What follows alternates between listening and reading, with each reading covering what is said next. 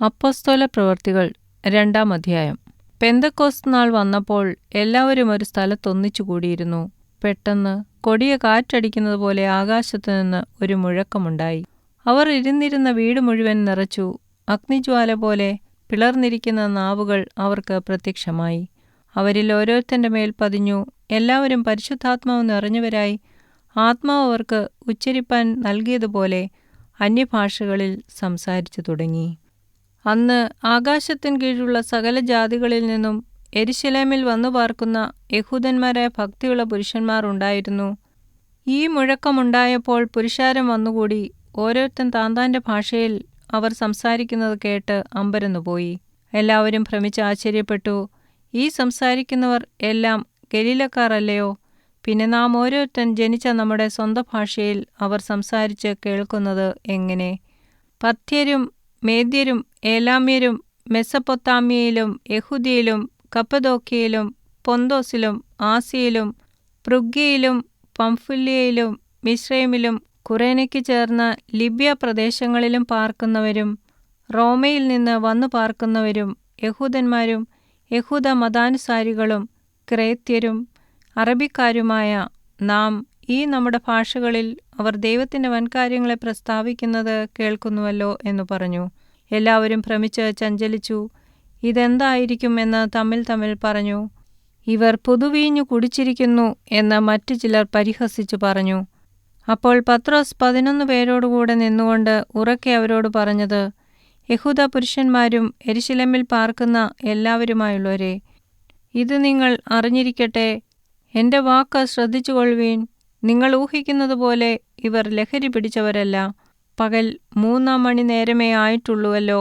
ഇത് യോവേൽ പ്രവാചകൻ മുഖാന്തരം അരുളിച്ചെയ്തതത്രേ. അതെന്തെന്നാൽ, അന്ത്യകാലത്ത് ഞാൻ സകല ജഡത്തിന്മേലും എൻ്റെ ആത്മാവിനെ പകരും. നിങ്ങളുടെ പുത്രന്മാരും പുത്രിമാരും പ്രവചിക്കും. നിങ്ങളുടെ യൗവനക്കാർ ദർശനങ്ങൾ ദർശിക്കും. നിങ്ങളുടെ വൃദ്ധന്മാർ സ്വപ്നങ്ങൾ കാണും. എൻ്റെ ദാസന്മാരുടെ മേലും ദാസിമാരുടെ മേലും കൂടെ ഞാൻ ആ നാളുകളിൽ എൻ്റെ ആത്മാവിനെ പകരും. അവരും പ്രവചിക്കും. ഞാൻ മീതെ ആകാശത്തിൽ അത്ഭുതങ്ങളും താഴെ ഭൂമിയിൽ അടയാളങ്ങളും കാണിക്കും. രക്തവും തീയും പുകയാവിയും തന്നെ. കർത്താവിൻ്റെ വലുതും പ്രസിദ്ധവുമായ നാൾ വരും മുമ്പേ സൂര്യൻ ഇരുളായും ചന്ദ്രൻ രക്തമായും മാറിപ്പോകും. എന്നാൽ കർത്താവിൻ്റെ നാമം വിളിച്ചപേക്ഷിക്കുന്ന ഏവനും രക്ഷിക്കപ്പെടുമെന്ന് ദൈവം അരുളിച്ചെയ്യുന്നു.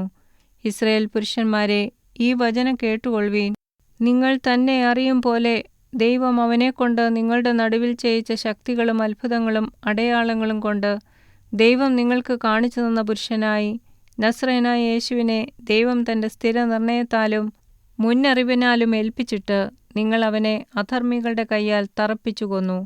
ദൈവമോ മരണപാശങ്ങൾ അഴിച്ചിട്ട് അവനെ ഉയർത്തെഴുന്നേൽപ്പിച്ചു. മരണം അവനെ പിടിച്ചു വയ്ക്കുന്നത് അസാധ്യമായിരുന്നു. ഞാൻ കർത്താവിനെ എപ്പോഴും എൻ്റെ മുമ്പിൽ കണ്ടിരിക്കുന്നു. അവൻ എൻ്റെ വലതുഭാഗത്തിരിക്കിയാൽ ഞാൻ കുലുങ്ങിപ്പോകയില്ല. അതുകൊണ്ട് എൻ്റെ ഹൃദയം സന്തോഷിച്ചു, എൻ്റെ നാവ് ആനന്ദിച്ചു, എൻ്റെ ജഡവും പ്രത്യാശയോടെ വസിക്കും. നീ എൻ്റെ പ്രാണനെ പാതാളത്തിൽ വിടുകയില്ല. നിന്റെ പരിശുദ്ധനെ ദ്രവത്വം കാണുവാൻ സമ്മതിക്കുകയുമില്ല. നീ ജീവമാർഗങ്ങളെ എന്നോടറിയിച്ചു.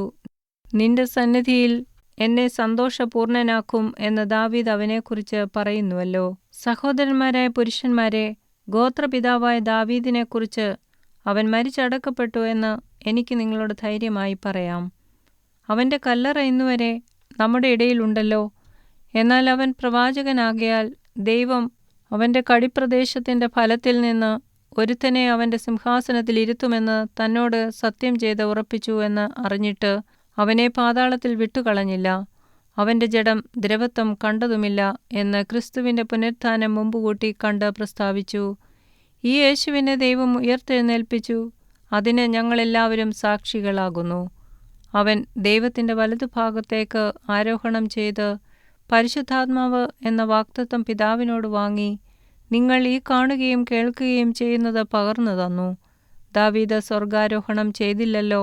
എന്നാൽ അവൻ, ഞാൻ നിന്റെ ശത്രുക്കളെ നിന്റെ പാദപീഠമാക്കുവോളം നീ എൻ്റെ വലതുഭാഗത്തിരിക്ക എന്ന് കർത്താവ് എൻ്റെ കർത്താവിനോട് അരുളിച്ചെയ്തു എന്നു പറയുന്നു.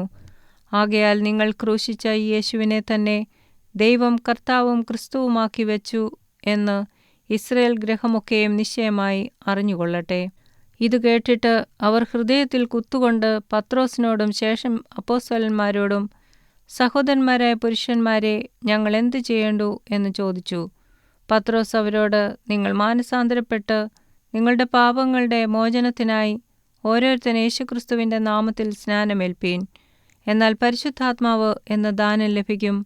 വാഗ്ദത്തം നിങ്ങൾക്കും നിങ്ങളുടെ മക്കൾക്കും നമ്മുടെ ദൈവമായ കർത്താവ് വിളിച്ചു വരുത്തുന്ന ദൂരസ്ഥരായ ഏവർക്കുമുള്ളതല്ലോ എന്ന് പറഞ്ഞു. മറ്റു പല വാക്കുകളാലും അവൻ സാക്ഷ്യം പറഞ്ഞ് അവരെ പ്രബോധിപ്പിച്ചു. ഈ വക്രതയുള്ള തലമുറയിൽ നിന്ന് രക്ഷിക്കപ്പെടുവീൻ എന്ന് പറഞ്ഞു. അവൻ്റെ വാക്ക് കൈക്കൊണ്ടവൻ സ്നാനമേറ്റു. അന്ന് 3000-ഓളം പേർ അവരോട് ചേർന്നു. അവർ അപ്പോസ്തലന്മാരുടെ ഉപദേശം കേട്ടും കൂട്ടായ്മ ആചരിച്ചും അപ്പം നുറുക്കിയും പ്രാർത്ഥന കഴിച്ചും പോന്നു. എല്ലാവർക്കും ഭയമായി. അപ്പോസ്തലന്മാരാൽ ഏറിയ അത്ഭുതങ്ങളും അടയാളങ്ങളും നടന്നു.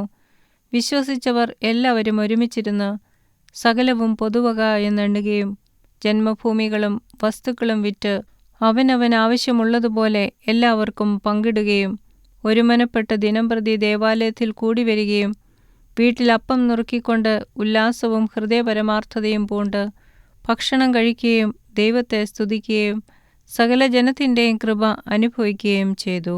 കർത്താവ് രക്ഷിക്കപ്പെടുന്നവരെ ദിനംപ്രതി സഭയോട് ചേർത്തുകൊണ്ടിരുന്നു.